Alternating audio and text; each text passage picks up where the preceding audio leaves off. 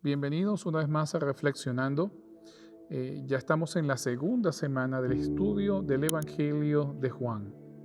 Juan es el que nosotros conocemos como el discípulo amado de Jesús por la referencia que hace Jesús a Pedro en el diálogo luego de la resurrección de Jesús. También lo conocemos por su énfasis en el amor de Dios en las epístolas de primera, segunda y tercera de Juan, y es el autor del libro del Apocalipsis que nos refleja el fin de la historia de este mundo bajo la revelación de quién Jesús es como Dios y como Señor de señores. Pero en su versión del Evangelio, en su versión de la historia de las buenas nuevas acerca de Jesús, Juan tiene un propósito específico y lo desglosa en las primeras palabras de su evangelio con la introducción o la apertura a cuando dice, y el verbo estaba con Dios, y el verbo era Dios, y luego en el versículo 14, y ese verbo se hizo carne. El propósito de Juan es resaltar la divinidad de Jesús. Para Juan, Jesús no era nada más el Mesías, no era nada más un ser humano nacido en forma milagrosa, sino para Juan Jesús es Dios. Y ustedes verán que Juan ignora varias partes de la vida de Jesús. Juan no hace mención del nacimiento de Jesús, de la niñez de Jesús. Juan pone todo su énfasis en todos aquellos eventos que resaltan la divinidad de Jesús. Y es basado en eso en que Juan enfoca su evangelio con la idea de que nosotros creamos de que Jesús no es simplemente un ser humano, sino que Jesús es Dios hecho carne. Y dentro de estos milagros, esta semana, estamos estudiando tres milagros principales, tres obras principales de Jesús: la alimentación de los 5,000, la curación del ciego y la resurrección de Lázaro. Y a lo largo de este estudio vamos a ver cómo cada uno de estos milagros añade una pieza más a la idea de que Jesús es divino, de que Jesús es Dios hecho carne. El primer milagro lo encontramos en Juan capítulo 6 y comienza el versículo 1 diciendo lo siguiente: después de esto Jesús fue al otro lado del mar de Galilea, el de Tiberias. Juan hace la aclaración acerca de cuál lago es, de cuál cuerpo de agua es, porque habían dos nombres con los cuales se identificaba este lago al norte de Israel. El primero es el mar de Galilea, y aunque la palabra mar suena en referencia a un cuerpo de agua grandísimo, en realidad el lago de Galilea es un lago pequeño, no es tan grande. El lago, por lo menos aquí en Estados Unidos, el lago Michigan es mucho más grande, el lago Ontario, el lago Erie.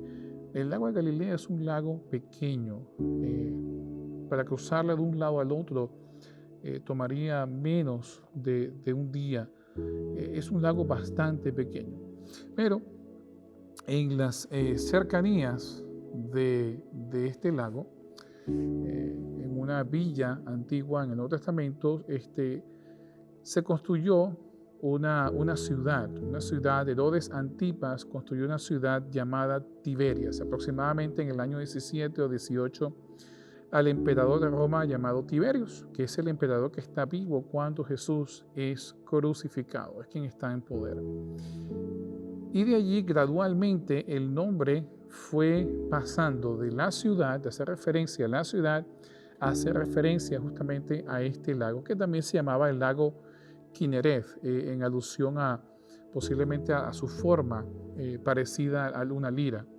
Así que Juan, al escribir esto ya en el año, posiblemente el año 60 o más después de Cristo, hace referencia a ambos nombres para darnos la seguridad, para poder dar claridad cuál es el sitio donde el milagro está ocurriendo.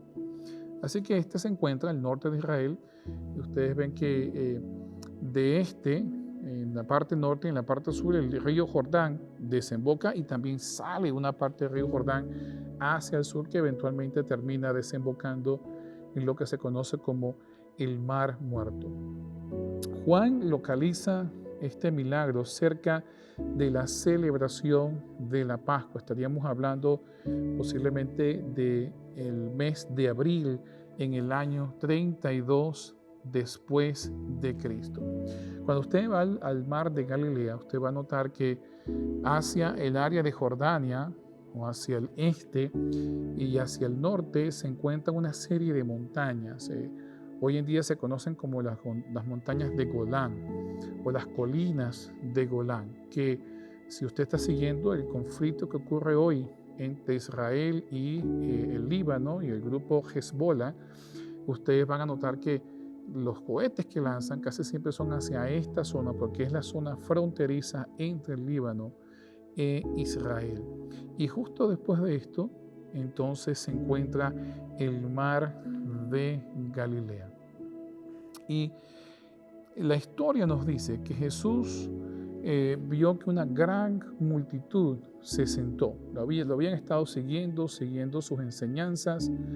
Y entonces Jesús le hace una pregunta a uno de sus discípulos llamado Felipe. La encontramos en el versículo 5. Dice, cuando Jesús alzó los ojos y vio que había venido a él una gran multitud, dijo a Felipe, ¿de dónde compraremos pan para que coman todos estos? Ahora, Felipe era de una villa llamada Betsaida, también cerca de las orillas de este mar. Ustedes van a notar que varios de los discípulos que se dedicaban a la pesca pertenecían precisamente a esta zona de Galilea. Tenemos a Pedro que estaba residiendo en Capernaum, etc. Y Jesús le hace esta pregunta a Felipe porque Felipe es el experto en saber de dónde se podía sacar suficiente alimento para toda esta gran multitud. Si nosotros pensamos los números, ¿verdad? Eran 5,000 hombres, esos números no incluyen las mujeres y los niños. Así que estamos hablando posiblemente de una cantidad de personas, entre 10,000 a 20,000 personas, es una cantidad inmensa de personas, ¿sí? Y la respuesta de Felipe no se deja esperar. En el versículo 7 le responde Felipe, 200 denarios de pan no bastarían para que cada uno de ellos tomase un bocado. Es decir, era una tarea imposible que pudiesen ellos alimentar a semejante multitud. Ahora, para entender este milagro de la alimentación de los 5,000, nosotros tenemos que ir al Antiguo Testamento, porque hay un paralelismo bastante cercano entre esta historia y la historia del maná, la historia que encontramos nosotros en Números 11. En Números 11, versículo 13, noten la pregunta que Moisés le hizo a Dios. ¿De dónde conseguiré yo carne para dar a todo este pueblo? Porque lloran a mí diciendo, danos carne que comamos. En ambas historias, los grupos se quejan. Por un lado, los israelitas, aunque habían recibido el maná, ahora se estaban quejando de que no tenían carne para comer, y este es el episodio donde Dios manda un montón de aves y les da comida en sobreexceso. Por otro lado, en esta historia de Juan, luego vamos a ver que los fariseos comienzan a quejarse, no porque querían comida, sino por razones diferentes, comienzan a cuestionar a Jesús. Ambos grupos estaban hambrientos. En ambas historias se hace referencia al maná, Noten en Números 11, versículos 7 al 9 lo que dice. Y era el maná como semilla de culantro, y su color como color de bedelio. Y el pueblo se esparcía y lo recogía, y lo molía en molinos, o lo majaba en morteros, y lo cocía en caldera, o hacía de él tortas. Su sabor era como sabor de aceite nuevo. Y cuando descendía el rocío sobre el campamento de noche, el maná descendía sobre él. En Juan 6, versículo 31, tenemos también una referencia al maná. Nuestros padres comieron el maná en el desierto, como está escrito. Pan del cielo les dio a comer. Y Jesús les dijo, de cierto os digo, no os dio Moisés pan del cielo, mas mi Padre os da el verdadero pan del cielo. Porque el pan de Dios es aquel que descendió del cielo y da la vida al mundo. En ambas historias se hace referencia al maná y en ambas historias, en el caso de Números, los fariseos vinieron a Jesús diciéndole, Moisés nos dio el maná. Pero Jesús les responde, no fue Moisés quien les dio el maná, fue Dios quien le dio el maná, porque Moisés así que estaba imposibilitado humanamente para alimentar a toda esa multitud, como los discípulos también estaban imposibilitados para entonces poder alimentar a toda esta multitud. En el caso de Números, es Moisés quien le pregunta a Dios. En el caso de Juan 6, es Jesús quien le pregunta a Felipe, es decir, es Dios quien le pregunta a Felipe. Otra referencia en ambas historias es la idea de carne para poder sobrevivir, la idea de alimento para poder sobrevivir. En Números 11:13, noten lo que dice, ¿de dónde conseguiré yo carne para dar a todo este pueblo? Porque lloran a mí diciendo, danos carne que comamos. En Juan 6:12 nos dice, y cuando se hubieron saciado, dijo Jesús a sus discípulos, recoged los pedazos que sobraron para que no se pierda nada. Y recogieron pues y llenaron 12 cestas de pedazos de los 5 panes de cebada que sobraron, sobraron a los que habían comido. Y este es el pan que desciende del cielo, para que de él que come no muera. Yo soy el pan vivo que descendió del cielo. Si alguno comiere este pan, vivirá para siempre. Y el pan que yo daré es mi carne, la cual yo daré por la vida del mundo. En ambos casos se hace referencia a la carne como sustento, tanto físico y en el caso de Juan como sustento espiritual. En ambos casos hay una desproporción de lo que se necesitaba en relación a los escasos resultados y en relación a la abundancia que Dios proveyó. Por lo menos en Números 11, capítulo 8, nos dice lo siguiente, pero versículo 18, pero al pueblo dirás, santificaos para mañana y comeréis carne, porque habéis llorado en oídos de Jehová diciendo, ¿quién nos diera a comer carne? Ciertamente mejor nos iba en Egipto. Jehová pues os dará carne y comeréis. No comeréis un día, ni 2 días, ni 5 días, ni 10 días, ni 20 días, sino que hasta un mes entero, hasta que os salga por las narices y la aborrezcáis, por cuanto menospreciasteis a Jehová, que está en medio de vosotros, y llorasteis delante de él, diciendo, ¿para qué salimos acá de Egipto? Entonces dijo Moisés, 600,000 de a pie es el pueblo en medio del cual yo estoy. Y tú dices, les daré carne y comerán un mes entero. ¿Se degollarán para ellos ovejas y bueyes que le basten? ¿O se juntarán para ellos todos los peces del mar para que tengan abasto? Entonces Jehová respondió a Moisés, ¿acaso se ha cortado la mano de Jehová? Ahora verás si se cumple mi palabra o no. Había escasez, no había recursos, había hambre. La necesidad era grandísima, los recursos insuficientes, pero la provisión de Dios dio en sobreabundancia en el caso de Números. En el caso de Juan 7, ya leímos cómo nos dice que la necesidad grandísima, ni 200 denarios podían alimentar a toda esa multitud. Sin embargo, luego en el versículo 12 nos dice que se recogieron 12 canastas de pedazos, una por cada discípulo, de los 5 panes de cebada que habían sobrado de todo lo que habían comido. En ambas historias el paralelismo es impresionante. Moisés, otro paralelismo importante, Moisés duda, como acabamos de leer, y le dice a Dios: ¿vas a sacar todos los peces del mar? ¿O vas a degollar todos los bueyes? ¿Cómo vas a alimentar a tanta gente? Y Jehová le responde: ¿acaso mi mano se ha cortado? Felipe y los discípulos también dudan de que Jesús pueda hacer algo para alimentar a tantas personas. Por lo tanto, son historias muy parecidas y ambas están interconectadas en la idea de que en momentos de gran escasez, en momentos donde los recursos son completamente limitados y no hay forma humana de que pueda suplantar o que pueda satisfacer la necesidad presente, Dios puede obrar. En el caso de los israelitas en Números 11, Dios proveyó en cantidad inmensa.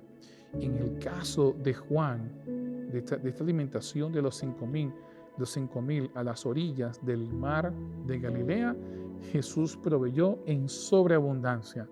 Y la conclusión lógica que nosotros llegamos es que solamente Dios podía repetir el milagro de Números en Juan 6. Y allí los paralelismos. Imagínense que estas personas, cuando estaban viendo esta multiplicación y cuando estaban viendo estas señales, de alguna manera en la conversación que tuvo después Jesús con ellos, cayeron en la alimentación que ocurre en Números 11, la alimentación del maná. Por lo tanto, para ellos era una conexión lógica. Solamente Dios podía hacer un milagro así.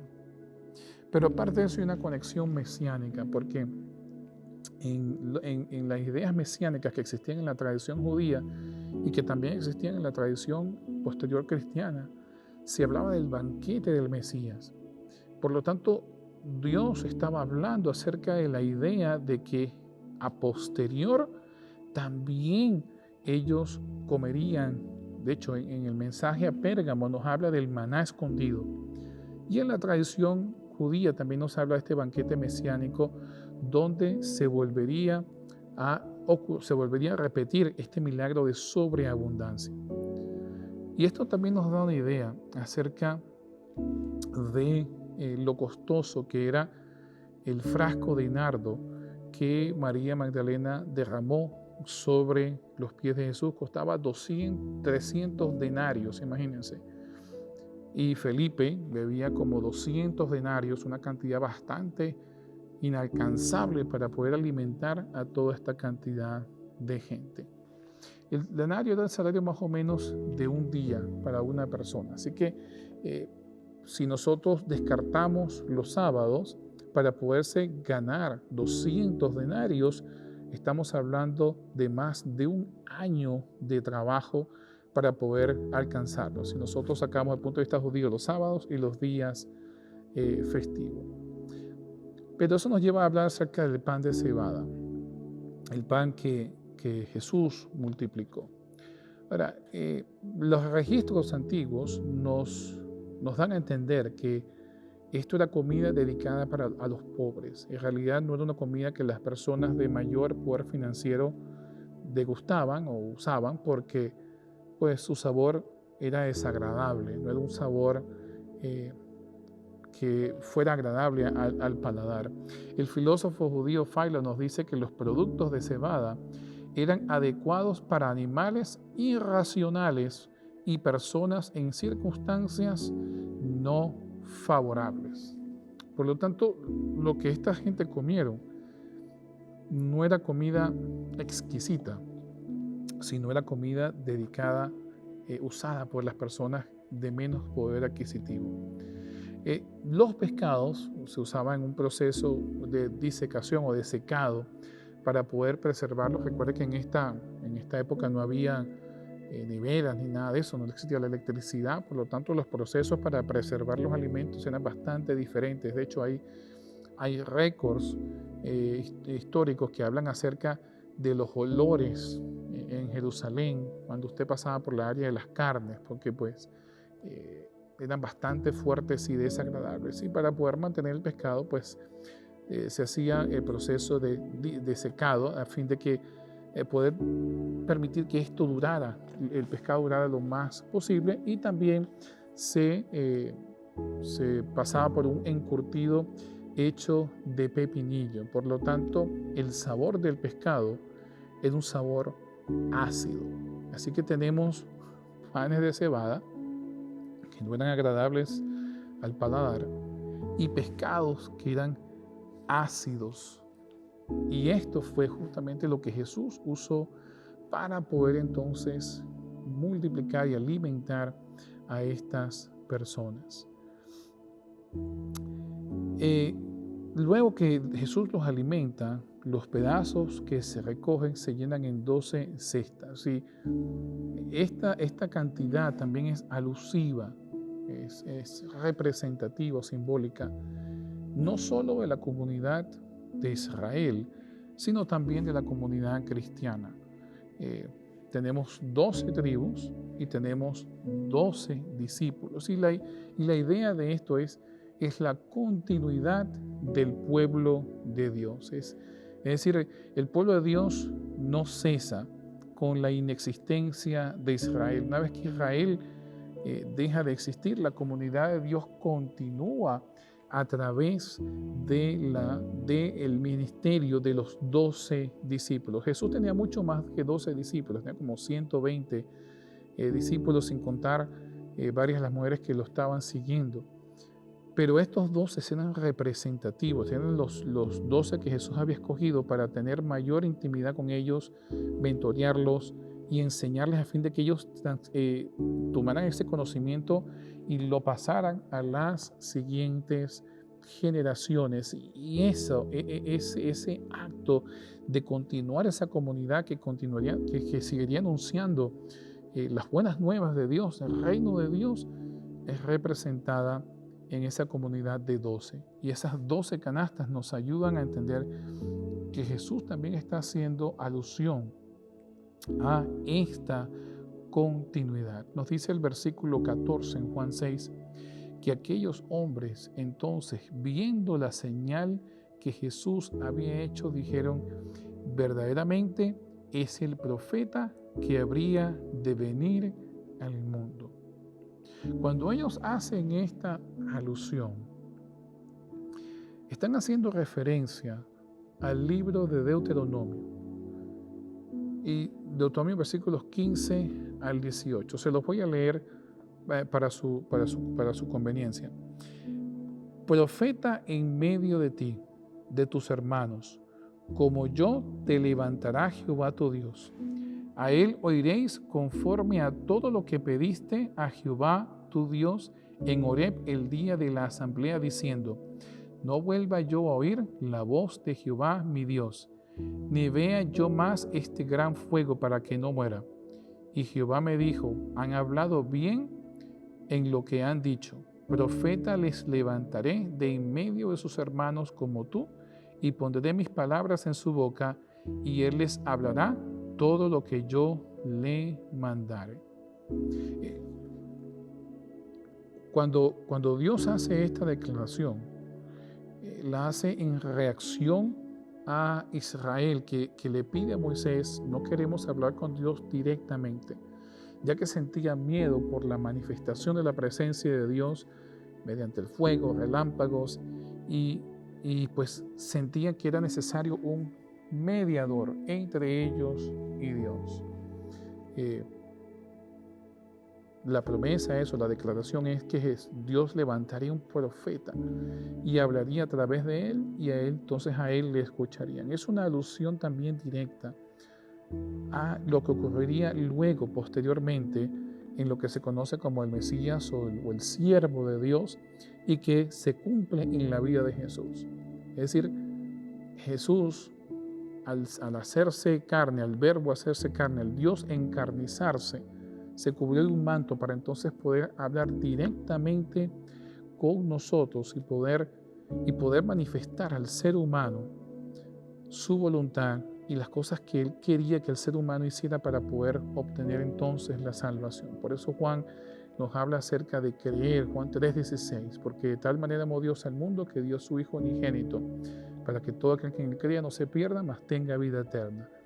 Era la promesa de que Dios hablaría por medio de un intermediario que pudiese ser recibido por los hombres y ordena que a las palabras que Él habría de hablar, entonces nosotros deberíamos escucharlas. Lo que nosotros en Deuteronomio no encontramos es el hecho de que ese profeta iba a ser Dios mismo encarnizado. Sin embargo, sí lo encontramos posteriormente en otros libros, profetas como Miqueas, que nos habla, nos menciona, nos describe el Mesías como Padre eterno, Dios fuerte, príncipe de paz. Y ya establecía la idea de que ese que habría de nacer tenía la capacidad, tenía la cualidad de ser un ser divino. Pero hay otra relación, otra asociación que también llevó a esto sobre decir, verdaderamente este es el profeta que estábamos esperando. Y la encontramos en 2 de Reyes, capítulo 4, versículo 42, ya que Eliseo hace un milagro similar al que Jesús acababa de hacer en las orillas del mar de Galilea. Nos dice lo siguiente: vino entonces un hombre de Baal Salisa, el cual trajo al varón de Dios panes de primicias, 20 panes de cebada y trigo nuevo en su espiga. Y él dijo: da a la gente para que coma. Y respondió su sirviente: ¿cómo pondré esto delante de 100 hombres? Pero él le volvió a decir: da a la gente para que coma, porque así ha dicho Jehová: comerán y sobrará. Entonces lo puso delante de ellos y comieron, y les sobró conforme a la palabra de Dios. Es decir, esta idea de tener recursos limitados con panes de cebada y que se multiplicaran para que pudiese alcanzar para todas las personas que necesitaban comer, ya lo habíamos visto en el ministerio de Eliseo.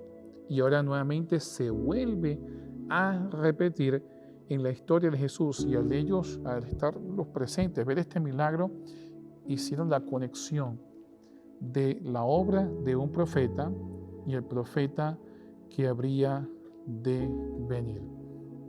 Así que nos dice Juan que la gente siguió a Jesús cuando vieron este milagro y entendieron de que Jesús era un profeta. Inmediatamente lo asociaron con la obra mesiánica. En el versículo 15 nos dice que venían para apoderarse de él, para hacerle rey.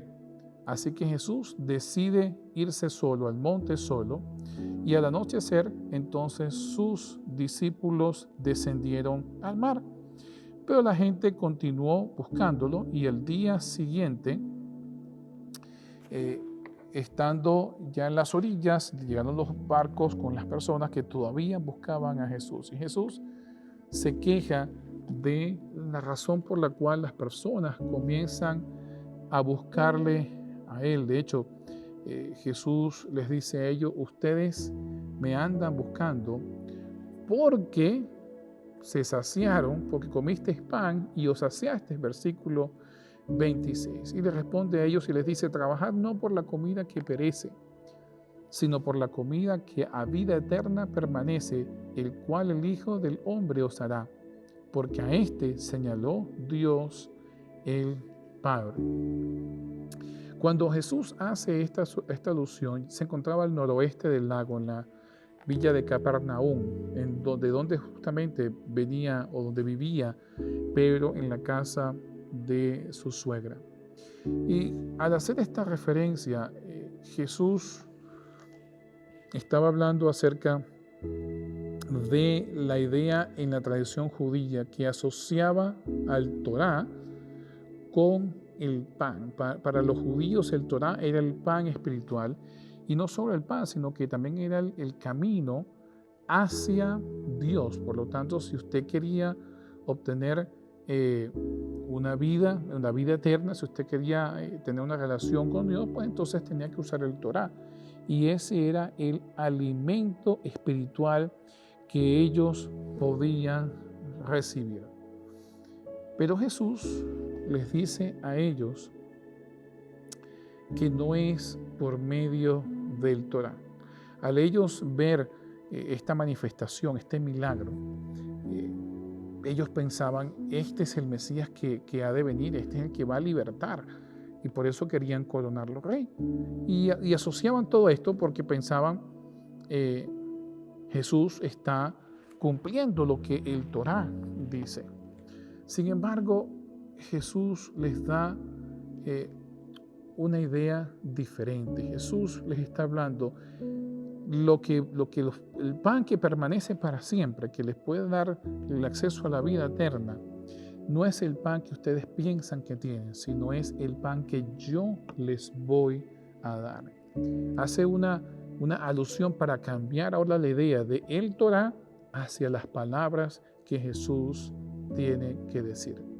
Y pues para los antiguos, un milagro era precisamente el acto más alto de legitimación de una persona. Si usted podía hacer un gran milagro, entonces usted era profeta de Dios, porque solamente Dios podía bendecir a alguien o permitir que alguien hiciera un milagro de grande magnitud como el que Jesús había hecho con la alimentación de los 5,000. Por lo tanto, este milagro lo identificaba a Jesús como Mesías y como profeta. El Salmo 78, 23 y 25 nos dice lo siguiente: sin embargo, mandó a las nubes de arriba y abrió las puertas de los cielos e hizo llover sobre ellos maná para que comiesen, y les dio trigo en los cielos, pan de nobles comió el hombre, les envió comida hasta saciarles. Para los judíos, la idea de producir alimento, no cosechar, sino producir alimento de la nada, era un acto divino y estaba asociado con las expectativas mesiánicas. Uno de los libros de la traducción judía, Baruch, en su segundo libro, en el capítulo 29, el versículo 8, nos dice lo siguiente acerca de las expectativas mesiánicas. Y sucederá en aquel tiempo que el tesoro del maná volverá a bajar de lo alto, y de él comerán aquellos años, porque son los que habrán llegado a la consumación del tiempo. Es decir, una de las obras que haría el Mesías es precisamente reproducir el milagro del maná que había ocurrido en el Antiguo Testamento. Ahora Jesús, tomando esta idea, les dice, les da a ellos la idea de que Dios ha dado un nuevo pan, un nuevo alimento espiritual. Jesús les recuerda a ellos que así como ellos habían aceptado el pan que Dios había enviado por medio de Moisés, también tenían que aceptar el pan que hoy Dios daba por medio de él. Era la misma fuente, es Dios. El maná cayó del cielo y Jesús descendió del cielo. Y por eso les dice a ellos que quien come este pan no va a tener sed y no va a tener hambre de nuevo, quien tome esta agua y quien coma de este pan. Es la misma alusión que Jesús le hace a la mujer samaritana. Está diciendo, si tú me das yo quiero agua, pero si tú tomas el agua que yo tengo que darte para ti, más nunca vas a tener sed. Jesús está espiritualizando el acto de comer y de tomar y dándole un nuevo significado, un significado de capacidad eterna. Es decir, si yo acepto el pan que Dios me da, el pan que Dios me está dando por medio de Jesús, entonces puedo obtener mucho más grandes beneficios que aquellos que obtuvieron los israelitas en Números 11 o los que obtuvieron los 5,000 que Jesús había alimentado, porque eventualmente iban a volver a tener hambre. Pero con el pan que Jesús tenía, que nos estaba dando, el pan que Jesús estaba ofreciendo, la promesa era la vida eterna. El hambre iba a terminar por completo. Pero aparte de eso, esta también era una expectativa mesiánica. Noten lo que dice Isaías 51:1. A todos los sedientos, venid a las aguas, y los que no tienen dinero, venid, comprad y comed. Venid, comprad sin dinero y sin precio, vino y leche. ¿Por qué gastáis el dinero en lo que no es pan, y vuestro trabajo en lo que no sacia? Oídme atentamente y comed del bien, y se deleitará vuestra alma con grosura. Inclinad vuestro oído y venid a mí. Oíd y vivirá vuestra alma, y haré con vosotros pacto eterno, las misericordias firmes de David. El pan que Jesús prometía, como lo hace Isaías y dándole connotaciones mesiánicas, era el pan de un nuevo pacto. No era un pan físico, era un pan espiritual, era un nuevo acuerdo entre su pueblo y Dios, entre el ser humano y Dios, para entonces Dios poder otorgarle al ser humano la salvación. Pero las palabras de Jesús no fueron bien recibidas, así como la idea del maná en el desierto tampoco fue bien recibida. Luego de que los israelitas habían recibido el maná por un tiempo, se quejaron porque el maná no era suficiente alimento. Ellos querían ahora carne. Es decir, lo que Dios había provisto no era suficiente para ellos. Y de la misma manera, cuando Jesús le da esta declaración a los judíos, los fariseos que estaban ahí, tampoco lo recibieron con buena actitud. Y en Juan 6:41 dice lo siguiente: y murmuraban entonces de él los judíos, porque había dicho, yo soy el pan que descendió del cielo. Y decían, ¿no es este Jesús, hijo de José, cuyo padre y madre nosotros conocemos? ¿Cómo pues dice este, del cielo he descendido? Y Jesús respondió y les dijo, no murmuréis entre vosotros. Ninguno puede venir a mí si el Padre que me envió no le trajere, y yo le resucitaré en el día postrero. Escrito está en los profetas, y serán todos enseñados por Dios. Así que todo aquel que oyó al Padre y aprendió de él, viene a mí. Recientemente, este mismo grupo había identificado a Jesús como profeta.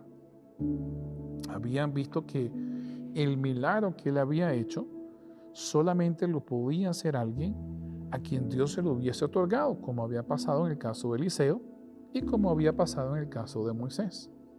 Sin embargo, al Jesús entonces darle las palabras que tenía para ellos, ellos deciden rechazarlo. Y deciden rechazarlo porque todo lo que ellos pueden contemplar es la humanidad de Jesús. No ven su divinidad en el milagro, sino sencillamente su humanidad, porque Jesús no les está guiando a una liberación política, Jesús les está guiando a una liberación espiritual, porque Jesús les está diciendo, el Torá no es el pan que los puede llevar a ustedes a obtener la salvación, es las palabras que yo le doy. Así que Jesús está cambiando completamente el paradigma que tenían estos judíos y su concepto acerca de Dios. Aún más, ellos conocían a los padres de Jesús, José y María, cuya reputación no era muy buena, porque para los judíos, David, María y José habían concebido a Jesús antes de poder consumar bien su matrimonio. Por lo tanto, como dicen algunos récords, era un hijo de bastardo. ¿Y cómo podía siendo hijo de pecadores, decir que entonces él había descendido del cielo? Que él era equitativo al maná que había descendido del cielo, que sus palabras eran tan con la misma autoridad como las palabras que Dios había hecho, que había dado en el antiguo, y que sus palabras ahora sustituían el camino hacia el Padre, que su vida y que el creer en Él sustituía el camino hacia Dios, que antes ellos consideraban era precisamente la Torá, a la cual también llamaban el pan divino, el pan de Dios, el pan espiritual, y que ahora Jesús les dice, no, yo soy el pan de vida. Es precisamente en esta idea de Jesús como pecador en donde la siguiente historia juega un papel crucial. La misma la encontramos en el Evangelio de Juan, en el capítulo 9, y es la sanidad de un ciego. Comienza Juan a narrarnos la historia de la siguiente manera. Al pasar Jesús vio un hombre ciego de nacimiento. Ahora, es muy importante esta expresión, que es ciego de nacimiento, porque va a hacer que este milagro sea mucho más impresionante, mucho más asombroso ante los ojos de los espectadores que estaban en ese momento. Pero antes de eso, así como lo hicimos con la historia anterior, donde vemos que habían ciertas expectativas mesiánicas asociadas con el proveer alimentos o el multiplicar alimentos, también hay expectativas mesiánicas con la curación de ciegos. Noten lo que dice Isaías 29, 18. En aquel tiempo, en el tiempo del Mesías, o el siervo de Dios, los sordos oirán las palabras del libro, y los ojos de los ciegos verán en medio de la oscuridad y de las tinieblas. Isaías 35, otro texto mesiánico, versículo 4 nos dice lo siguiente, y 5. Decid a los de corazón apocado, esforzaos, no temáis. He aquí que vuestro Dios viene con retribución, con pago. Dios mismo vendrá y os salvará. Entonces los ojos de los ciegos serán abiertos y los oídos de los sordos se abrirán. Y un texto más, Isaías 42, también en referencia al siervo de Dios, un texto mesiánico. El versículo 6 al 7 nos dice lo siguiente: Yo, Jehová, te he llamado en justicia y te sostendré por la mano, te guardaré y te pondré por pacto al pueblo, por luz a las naciones, para que abras los ojos de los ciegos y para que saques de la cárcel a los presos y de casas de prisión a los que moran en tinieblas. Por lo tanto, al Jesús dar una atención especial a los ciegos, y tenemos varios casos, como el caso de Bartimeo, Jesús estaba cumpliendo expectativas mesiánicas. Los milagros de Jesús eran milagros intencionales, y especialmente el de este hombre, porque este hombre no le, en contraste con el caso de Bartimeo, este hombre no pide ser sanado, sino que más bien Jesús reacciona a una pregunta que le hacen los discípulos en el versículo 2 de Juan 9, diciendo: Rabí, ¿quién pecó, este o sus padres, para que haya nacido ciego? Jesús, en respuesta, en reacción a eso, entonces decide sanar a este ciego para probar un punto importante. La escena posiblemente ocurrió en el área del sur del templo. Los ciegos tenían costumbre de pararse ahí porque vivían de limosnas y pensaban, bueno, la gente va a ser más caritativa, más compasiva recién saliendo del templo, y por eso se ubicaban en estas zonas para entonces poder pedir limosnas y tener algo de sustento para comprar comida o poder abastecer sus necesidades inmediatas. Como lo había mencionado, este hombre había nacido ciego, y esto era un aspecto muy importante. De ahí la pregunta de Jesús, ¿por qué razón? De la pregunta que le hicieron a Jesús, ¿por qué razón este hombre nació ciego? ¿Quién hizo algo tan terrible que Dios mandara este juicio tan severo para que este hombre naciera ciego? Porque los ciegos en la época de Jesús eran considerados abandonados por Dios, malditos por Dios. Tanto así que los ciegos no tenían entrada en el banquete mesiánico. Era un estorbo, se habían multiplicado por todos lados, y pues un ciego, si en esta época donde hay muchas facilidades para que se agarren y crucen, y la gente como que es un poco más compasiva hacia ellos, y todavía es difícil ser ciego. Imagínense en la época de Jesús, las carreteras eran de piedra, no había barandas de donde agarrarse, eran difíciles los caminos, era en realidad una pesadilla ser ciego en la época greco-romana. Por lo tanto, las personas pensaban que un ciego tenía que ser el producto de un castigo divino muy severo a un pecado muy, muy terrible. Y pues los discípulos concluyen de que o este o sus padres pecaron, para que entonces pudiese este hombre haber nacido de esta manera. Ahora, la lógica decía, ¿verdad?, de que no había podido ser este hombre quien había pecado, porque ¿cómo podía pecar en el vientre de su madre? No había ni nacido. Pero hay una razón por la cual los discípulos hacen esa pregunta. El Rabí Amí dice lo siguiente: no hay muerte sin pecado y sufrimiento sin iniquidad. Para el judío, nosotros lo vemos en el libro de Job, el sufrimiento era definitivamente producto directo del pecado de alguien. Era imposible que si usted hubiese vivido una vida justa, le cayesen sufrimientos tan terribles como la lepra, como la ceguera, como el abandono absoluto, como las enfermedades más terribles. Algo usted había hecho, especialmente estas enfermedades que son crónicas, ¿no?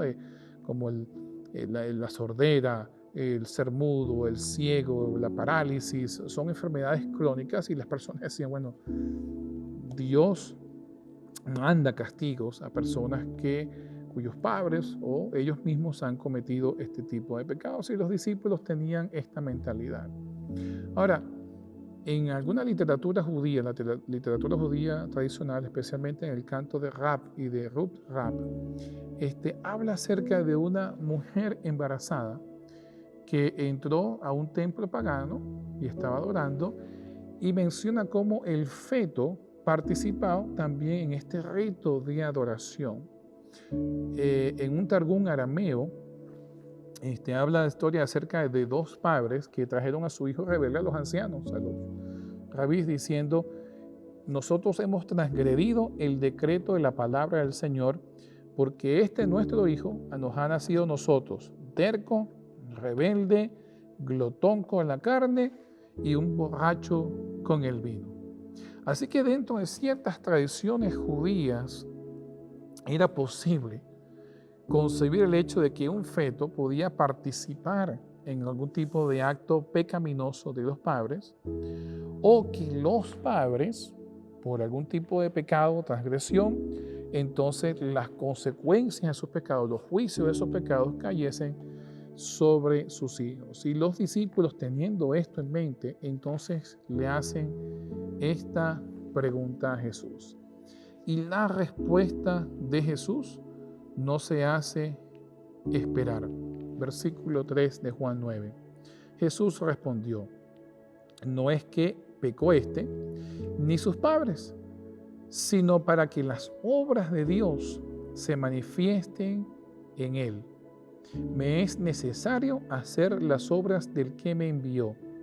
Entre tanto el día dura, la noche viene cuando nadie puede trabajar. Es decir, Jesús dice: ni por el pecado ni por el pecado de sus padres, sino para que la obra de Dios, para que el poder de Dios se pueda hacer manifiesto. La idea que está generando Jesús aquí es que aún la presencia del mal, aún la presencia del sufrimiento, en la presencia de Dios, contribuyen para su gloria. No es que Dios la causa, sino que cuando el mal está en la presencia de Dios, entonces Dios puede hacer manifiestas sus obras y cambiar completamente el efecto negativo, especialmente a la vista de los demás, que tenía el sufrimiento de una persona. Es decir, este hombre había nacido ciego, pero ahora se había encontrado en la presencia de Dios, y su restauración ahora iba a servir para que otros pudiesen también confiar en Dios. Y Jesús entonces hace la referencia a su rol mesiánico. Necesito hacer las obras que el Padre me ha dado que haga. Esas obras de abrir la vista a los ciegos están directamente relacionadas con su rol como Mesías. Jesús quería demostrarle a los discípulos que Él era el Mesías. Y habían otros que podían hacer milagros de personas que tenían problemas con la vista, pero que habían nacido viendo.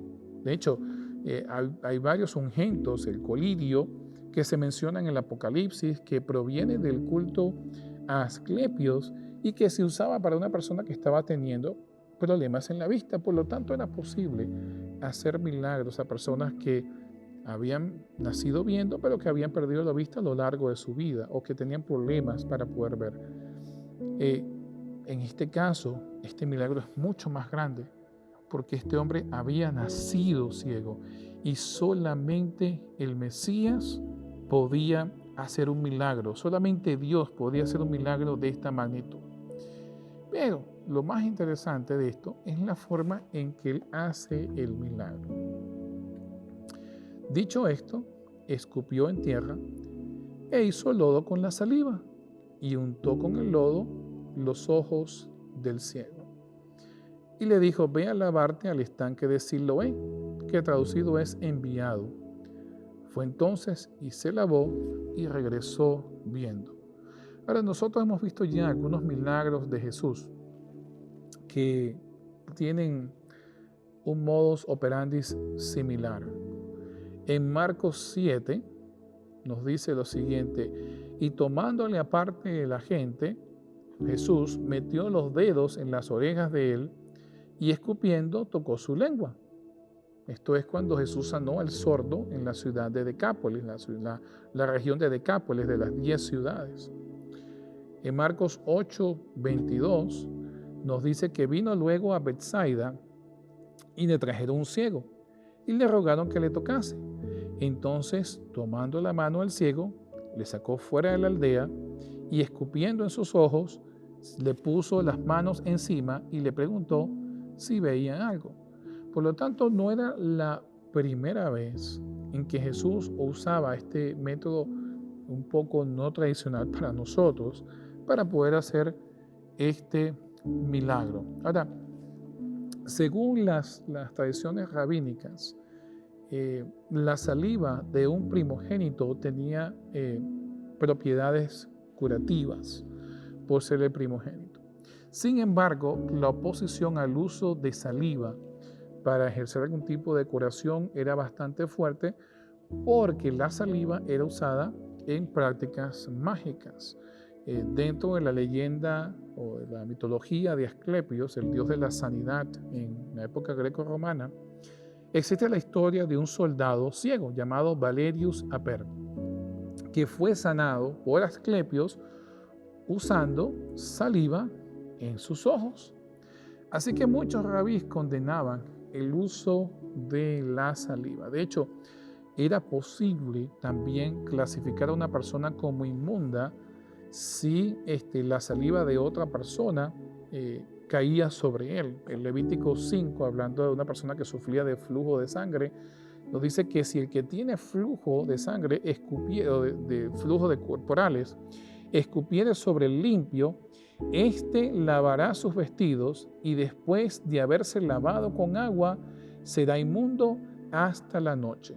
El flujo que está haciendo referencia aquí es un flujo posiblemente asociado con enfermedades de transmisión sexual, como gonorrea u otras. Es decir, es una persona que estaba sufriendo de un mal físico y que este mal físico hacía que el cuerpo pues segregara cierto tipo de sustancias. Si una persona que estaba en esta condición escupía y la saliva le caía a otra persona, entonces quedaba la persona completamente inmunda. Por lo tanto, Jesús está usando un método no bastante que iba en contra de los métodos ortodoxos que existían y que inclusive podía ser clasificado como un acto de práctica de magia. Pero Jesús recurre a este método y tiene otras implicaciones mucho más grandes que ya las vamos a ver. Así que Jesús manda a este hombre a lavarse en el estanque de Siloam. El estanque de Siloam es en donde desembocan las aguas que provienen del manantial de Gijón, en el valle de Quibrón, al norte de Jerusalén. Estas aguas o este estanque fue construido por el rey Ezequiel, justo cuando el rey Ezequías, justo cuando los asirios se preparaban para invadir Jerusalén. Había habido un vacío de poder en Asiria. Sennacherib había tomado ahora el control, había movido la capital a la ciudad de Nínive, y entonces vuelve a retomar la conquista de toda el área que nosotros hoy día conocemos como Israel, o en la época romana Palestina y Judea, y se dirige justamente hacia Jerusalén porque el rey Ezequías decidió rebelarse en contra del dominio asirio. Así que él construye este canal, y hay una inscripción que se llama la inscripción de Siloán, que detalla precisamente el momento en que ambos grupos que estaban tallando la montaña para poder abrir el canal, entonces escuchan los picos el uno del otro, el sonido, y saben que están cerca. Cuando usted puede visitar ese túnel, el túnel de Ezequiel, el túnel de Siloán, y las aguas desembocan en estas piscinas, en estos estanques de agua. Lo interesante es que las aguas de este estanque se usaban en la fiesta de los tabernáculos como parte de los ritos de purificación. En Isaías 8:6 nos dice lo siguiente acerca de estas aguas, ¿no? Por cuanto desechó este pueblo las aguas de Siloé, que corren mansamente, y recogió con Rezín y con el hijo de Remalías. Es decir, desde la época de Isaías, que era contemporáneo con Ezequías, ya se hablaba de este estanque que existía y cuyas aguas pues corrían mansamente. Cuando usted entra o pasa por este túnel que ahorita existe en Israel, usted puede ver cómo el agua no es una corriente fuerte, sino es una corriente bastante suave, bastante mansa, que desemboca en estos estanques. El historiador Josefo, historiador judío, también menciona este estanque de Siloam. Ahora, en Génesis 49, noten lo que nos dice, usando un nombre, algo parecido al nombre de Siloé. No se le ha quitado el cetro de Judá, ni el legislador entre tus pies, hasta que venga Silo, que es una variación del nombre Siloé, que es traducido como enviado.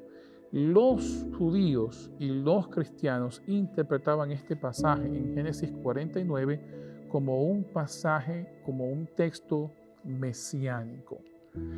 Por lo tanto, al Jesús hacer el acto de hacer lodo y untarlo en sus ojos y luego mandarlo al estanque de Siloé, está asociando su labor no solo por el hecho de curar a un ciego, sino al mandarlo al estanque de Siloé lo está asociando directamente con una labor mesiánica. Y los ciegos, como ya hablamos, eran un estorbo social para la gente en la época greco-romana. Así que Jesús toma esta acción y el hombre regresa viendo. Pero hay un problema, hay un grande problema. Jesús había hecho esta curación en sábado. Y los fariseos no estaban muy contentos. Ellos tenían un gran dilema. Porque Jesús había hecho este milagro en sábado y estaba transgrediendo el sábado, pero al mismo tiempo, dentro de su doctrina, solamente el Mesías y solamente un profeta podía hacer un milagro de esta magnitud. Así que ellos deciden interrogar al ciego. En Juan 9:13 nos dice: llevaron ante los fariseos al que había sido ciego. Y era día de reposo cuando Jesús había hecho el lodo y le había abierto los ojos. Volvieron pues a preguntarle también los fariseos cómo había recibido la vista. Y él les dijo: me puso el lodo sobre los ojos y me lavé y veo. Entonces algunos de los fariseos decían: este hombre no procede de Dios, porque no guarda el día de reposo. Otros decían, ¿cómo puede un hombre pecador hacer estas señales? Y había disensión entre ellos. Ahora, Jesús había transgredido el sábado por varias razones. Primero, dentro de la tradición judía, como esto no era una situación de vida o muerte, Jesús debió haber esperado hasta después de la puesta del sol para hacer la sanación. Solamente los milagros que eran de vida o muerte eran permitidos dentro de las horas del día de reposo. Segundo, Jesús había fabricado arcilla y la arcilla, es decir, el lodo, era uno de los materiales que se usaban para la construcción de ladrillos. Se hacían ladrillos de lodo y usualmente con eso se levantaban las paredes internas de las diferentes casas, especialmente de casas de personas de menos poder adquisitivo. Por lo tanto, al haber hecho este lodo, haber escupido y haber fabricado lodo, entraba dentro de uno de los 39 tipos de trabajo que eran prohibidos hacer en el sábado. Y adicionalmente a esto, una tradición judía más tardía refleja el pensamiento, que refleja también el pensamiento más temprano, establece que no era permitido ungir los ojos de un ciego en sábado. De hecho, en el año 299 después de Cristo, un rabí llamado Rabí Yehuda dijo que sí era permitido ungir los ojos de los ciegos en sábado. Pero en respuesta a esto, en oposición, otro rabí llamado Shamuel declaró que no. Pero resulta que este rabí llamado Shamuel comenzó a tener problemas en la vista posteriormente y entonces pues mandó a consultar a este otro rabí llamado Yehuda si le era permitido entonces ungir sus ojos en sábado.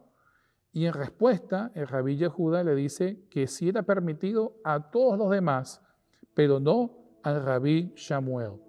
Había una controversia en cuanto a la idea de ungir o no ungir los ojos de un ciego en sábado. Pero aparte de esto, entonces habían dos escuelas de pensamiento en cuanto a cómo uno podía determinar si una persona estaba actuando como un profeta de Dios, como una persona que procedía de Dios. Obviamente ustedes han visto en el Antiguo Testamento la presencia de falsos profetas, ¿verdad? Tenemos relatos de Isaías y de otros de Miqueas, donde se denuncia la presencia de falsos profetas. Así que una de las categorías que ellos tenían para usar, determinar si una persona en realidad era o no siervo de Dios, tenía que ver con sus acciones. Los judíos razonaban de que el ciego no era ciego. Así que la única explicación que ellos tenían es que todo esto era algo que había sido armado por Jesús y el ciego para justificar una especie de milagro. Por lo tanto, como el ciego, que para ellos no había sido ciego, lo niega, entonces la siguiente estrategia es interrogar a los padres. Los padres, siendo intimidados por los fariseos, sienten temor porque sabían que los fariseos tenían la capacidad de sacarlos de la comunidad, de la sinagoga, y entonces iban a quedar fuera del círculo social lo cual ellos dependían para poder convivir y poder realizar sus diferentes labores dentro de esta comunidad. Así que ellos deciden presionar a los padres. Y van y le dicen a los padres si este hombre en realidad era ciego o no. Los padres se quedan sin argumento y le dicen, de que nació ciego, nació ciego. ¿Cómo ahora ve? No tenemos ni la menor idea. Y por eso le dicen a los fariseos, pues vayan y pregúntenle a él, porque ya él tiene edad legal para responder por él mismo, y él ni es mudo ni es sordo. Así que vayan y que él mismo responda. Y en el versículo 22 nos dice la razón por la cual los padres responden de esta manera. Estos dijeron sus padres porque tenían miedo de los judíos, por cuanto los judíos ya habían acordado que si alguno confesase que Jesús era el Mesías, fuera expulsado de la sinagoga. Por eso dijeron sus padres: ¿edad tiene? Y pregúntenle a él. Es una situación similar como una persona que es musulmana y cuando se convierte al cristianismo, su familia lo expulsa, se desasocia con él. O la misma idea de un proceso de desfraternización dentro de una comunidad cristiana. Quedaban excluidos completamente del círculo social y eso tenía implicaciones para su supervivencia dentro de la sociedad judía. Por lo tanto, ellos con temor lo que le dijeron fue: vayan y pregúntenle a él. Una de las 12 bendiciones escritas por un rabí, Samuel, el menor de Yamia, dice de la siguiente manera, noten: porque no hay esperanza para los apóstatas y que el gobierno arrogante sea rápidamente desarraigado en nuestros días, que los nazarenos, referencia a los cristianos, y los herejes sean destruidos en un momento y que sean borrados del libro de la vida y no sean inscritos junto con los justos. Esta era la actitud extremadamente negativa que había hacia toda persona dentro del judaísmo que de alguna manera era expulsada o era marginalizada dentro del círculo social judío o del círculo social judío porque su actitud iba en contra de las tradiciones judías. Así que la estrategia no les resulta. Ellos primero van y preguntan al ciego, luego le preguntan a los padres, presionan a los padres, pero ninguna de las dos les resulta porque en ambas ocasiones, tanto los padres como el ciego confirman de que sí en realidad había nacido ciego. Así que vuelven otra vez y comienzan a interrogar a el ciego. Y nos dice lo siguiente, noten el diálogo, versículo 25 en adelante. El ciego entonces les respondió. Ellos habían acusado de que le dijeron al ciego: dale gloria a Dios y confiesa de que este hombre es pecador. Y el ciego le responde: si es pecador, no lo sé. Una cosa sé, que yo habiendo sido ciego, ahora veo. Así que estos les vuelven otra vez a preguntar: ¿qué te hizo? ¿Cómo te abrió los ojos? Y la idea es que ellos puedan encontrar alguna especie de truco o de farsa para entonces poder justificar, que bueno, no es pecador porque transgredió la ley, y el milagro no viene de Dios porque no ocurrió ningún milagro, pero no hallaban la forma. Así que continuaban interrogando y presionando al ciego, y noten lo que él les dice: ya os lo he dicho y no que habéis querido oír. ¿Por qué lo queréis oír otra vez? ¿Queréis vosotros también haceros sus discípulos? Es decir, el ciego viene y le dice, interpreta el ímpetu de la interrogación como que los mesías, como que los judíos querían ser discípulos de Jesús. Toda su vida este hombre había estado ocupado mendigando, sobreviviendo, escuchando que era un maldito por Dios, que ni siquiera el Mesías lo quería, no iba a tener participación en el banquete mesiánico. Así que en forma transparente y siempre le responde: no sé si es pecador o no, yo lo que sé es que yo estaba ciego y ahora estoy viendo. Este es el único que me ha ayudado, el único que me ha dado la mano, el único que resolvió mi problema. Por lo tanto, este hombre no tenía la menor intención de entrar en el debate teológico. Sencillamente, cuando escucha el ímpetu de ellos, decide: seguro es que lo quieren seguir. Y los fariseos quedan completamente ofendidos. ¿Cómo que discípulos de él? Nosotros somos discípulos de Moisés. Para ellos esto fue una calumnia terrible, que él hubiese insinuado que ellos querían ser los discípulos de Jesús. En tradiciones posteriores a los cristianos, en el judaísmo, es decir, los judíos que se convertían al cristianismo se los consideraban como discípulos de Balaán, haciendo referencia a Jesús como un falso profeta.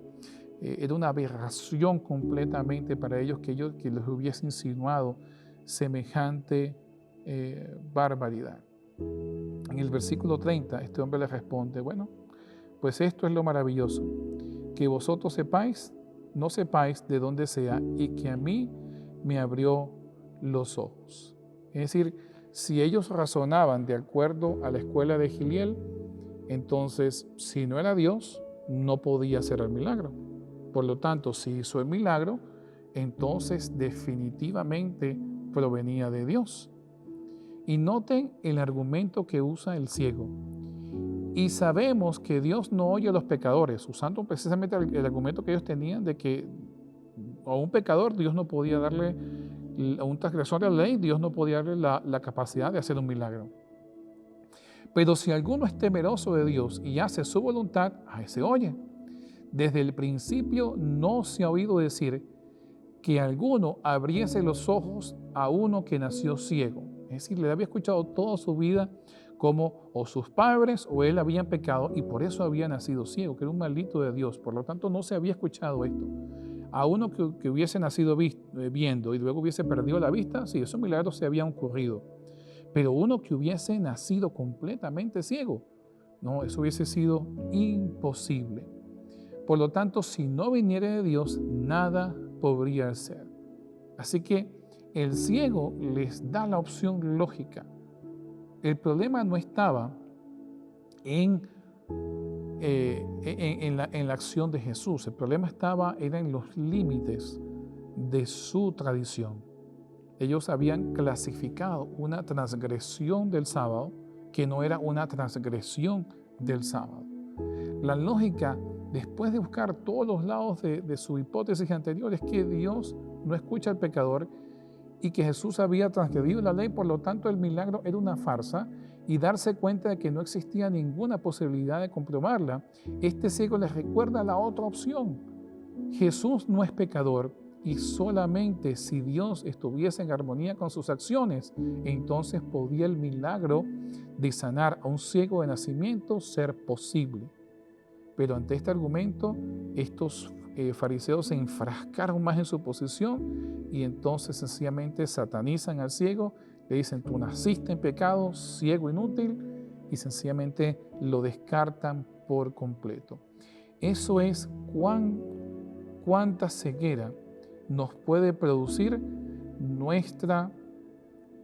el énfasis en nuestras tradiciones y en nuestras ideas.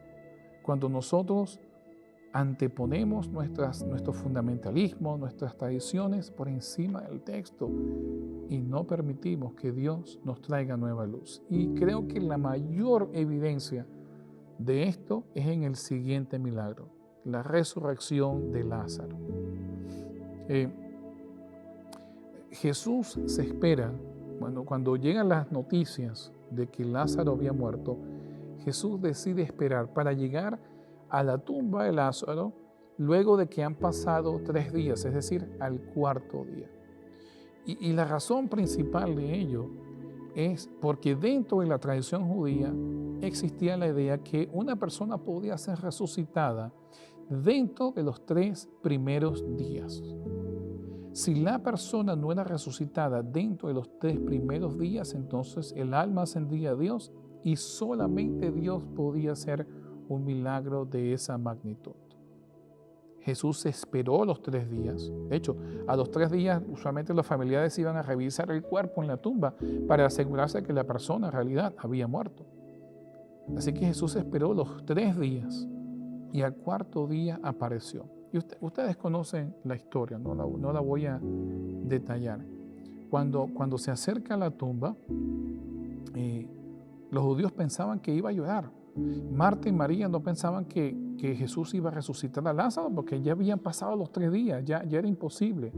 Por eso le dicen, si hubieses llegado antes lo hubieses sanado. Claro, como había pasado en otras resurrecciones que Jesús había hecho, pero en este caso ya había pasado el límite, Y entonces llegaba el momento en que solamente Dios podía resucitar a Lázaro.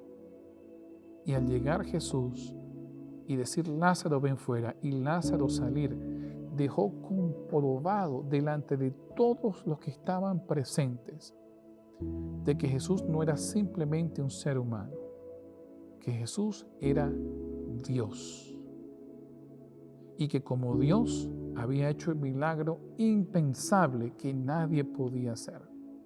Sin embargo, nuevamente la tradición de los judíos les produjo ceguera espiritual y no podían abrirse ante la nueva obra de Dios. Y es en este momento donde Caifás, el líder principal de los sacerdotes, dice la expresión que es mejor que un hombre muera por el pueblo y no que toda la nación perezca. Caifás está haciendo referencia a la idea de que Jesús que podía ser percibido como un Mesías político, como de hecho ocurrió después de la alimentación de los 5.000, donde querían coronarlo rey, y que eso iba a traer entonces la opresión o la reacción militar de los romanos, lo cual ellos ya habían visto porque habían habido varios intentos de levantamiento en contra de Roma y Roma inmediatamente los había aplacado. Y si había algo que Roma detestaba, era cualquier movimiento de sedición o de levantamiento de revolución en contra de Roma. Y Caifás hace referencia a esto. Por lo tanto, en ese momento deciden ellos matar a Jesús, a pesar de que ya habían visto un milagro tan poderoso como la resurrección de Lázaro. Nos dice el texto que aquella noche acordaron matarle, querían esperarse después de la fiesta de la Pascua, pero su deseo, su ceguera fue tanto que no pudieron esperar y terminaron precisamente crucificándolo en la época de la Pascua. Su tradición no les permitió ver más allá. No les permitió ver más allá en la alimentación de los 5.000. No les permitió ver más allá cuando había sanado Jesús a un ciego de nacimiento, milagro que solamente Dios también podía hacer. Y no les permitió ver más allá cuando, fuera de toda duda, Jesús había comprobado su divinidad al levantar de la tumba a Lázaro. Y creo que eso nos enseña dos lecciones importantes de esta semana. La primera lección, o lo primero que nosotros podemos entender, es que Jesús es Dios. No es inferior a Dios, no es una jerarquía de que el Padre está por encima, después viene Jesús, después viene el Espíritu Santo. No es la idea de que Jesús obedece al Padre porque es inferior. Eso no existe. Jesús es Dios. Y por eso viene el concepto de Trinidad. Porque el Verbo era Dios y el Verbo estaba con Dios. Habían dos seres que eran Dios. Y para nosotros es un concepto muy difícil, que los tres puedan ser uno. Es un concepto difícil porque nosotros no lo entendemos numéricamente hablando.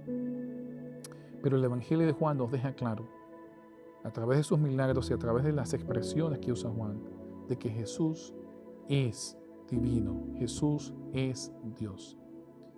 Y lo segundo que nosotros podemos quizás aprender de esta lección es que tenemos que tener cuidado con nuestras tradiciones, nuestras ideas, porque Dios puede estar haciendo el milagro más poderoso delante de nuestros ojos y nuestras ideas sirven como ceguera para no dejarnos ver lo que Dios está haciendo. Espero que les haya sido de ayuda con esta información para el estudio de su lección. Nos vemos la semana que viene en otro episodio de Reflexionando. No te olvides darle like al video y compartirlo con aquellas personas que tú creas que se puedan beneficiar. Dios les bendiga y nos vemos la semana que viene.